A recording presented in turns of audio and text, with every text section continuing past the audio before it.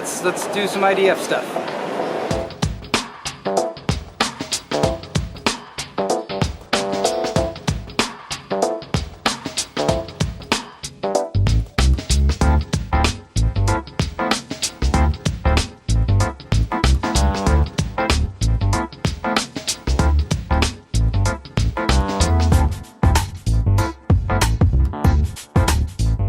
So guys, I'm reporting from my hotel room, and I apologize if this doesn't look or sound that great, but I'm going to press on because I got a chance to have some hands-on time with Project Alloy that Intel just announced yesterday.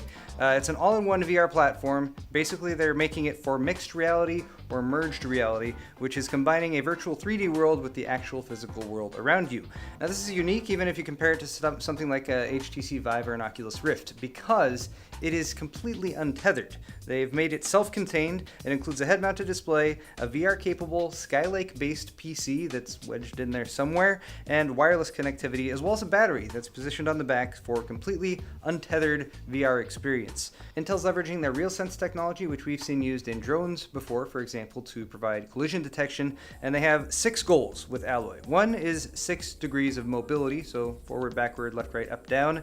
So, of course, you're not going to want a tether if you want full movement and even the ability to move from room to room, for example. Integrated tracking, of course, so no light boxes or external sensors are needed. All you need is the unit itself. You want natural manipulation, so that's the ability to see and use your own hands or other parts of your body or other things that might actually be physical in the virtual environment or the mixed reality environment. You also want mobility, but not just mobility as far as not being tethered, but also what Intel calls SLAM, which is just a badass acronym. That means simultaneous location and mapping, which tracks your position where you are, as well as tracking the position of things around you. They also wanted to have real-world content, so they want to be able to bring the real world into the virtual world, which is, of course, kind of the definition of mixed reality or merged reality. So if your friend walks up to you while you're wearing this and you're in a VR environment, your friend should appear there and also be in the environment with you. So I was able to get some hands-on time with the unit. I wasn't able to turn it on and use it, unfortunately, but I was able to check it out at least physically. It is fairly large. It's a little bulky, especially right up in front, but bear in mind this is a very early demo unit and there's probably lots of different iterations and refinements to come. I did find it to be heavier than the Oculus Rift, but it is a little bit more balanced since the battery is in the back. There's 3 sets of sensors. Up on the front, there's 2 infrared sensors, 2 fisheye cameras, and then multiple RealSense sensors that can track distance and depth of objects around you. The demo unit held all of its sensors in a little aluminum frame, which seems to be kind of a key element to this design. It keeps all the sensors in a fixed location, and you can kind of see how you could use this little sensor array, as well as the PC guts that are in there somewhere, as well as a battery pack in a third-party designed unit that might look completely different but have the basic same function, and that is definitely Intel's plan. They're planning to open source the Alloy hardware as well as the RealSense API next year to let third parties develop their own headsets. There's kind of a ridge across the front of the unit, and the cameras are positioned on that and kind of pointed out to provide a little bit wider field of view.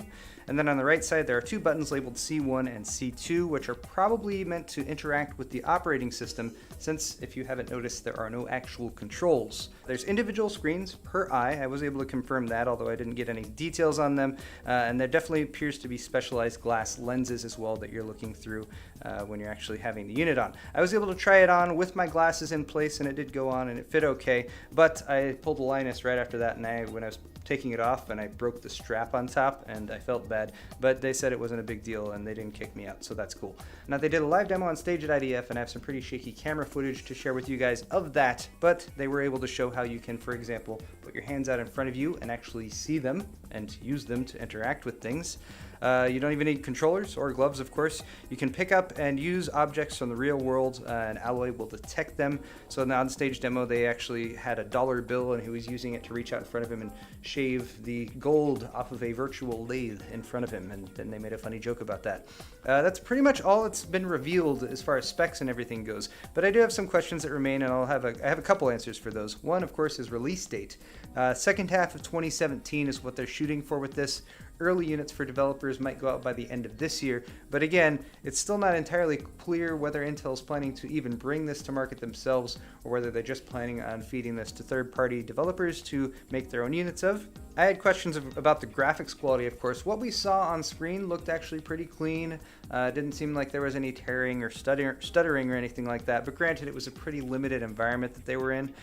So I can imagine that higher end games might be limited by the graphics quality of this, since they're using what has to be fairly low power Skylake based hardware in there with what we can assume is an iGPU that's powering everything. And granted, you're gonna have to sustain 90 frames per second for a virtual reality world to not make you throw up or anything like that. So I'm kind of skeptical as far as what we're going to see out of this as far as actual GPU performance, but the trade-off is, of course, that it's completely untethered. Battery life, of course, is going to be a question. How long are you going to be able to put it on and wear it? How long is the battery going to take to recharge? Will they be swappable? Can you buy a new one or something like that? They'll probably leave that up to third-party manufacturers and their own designs.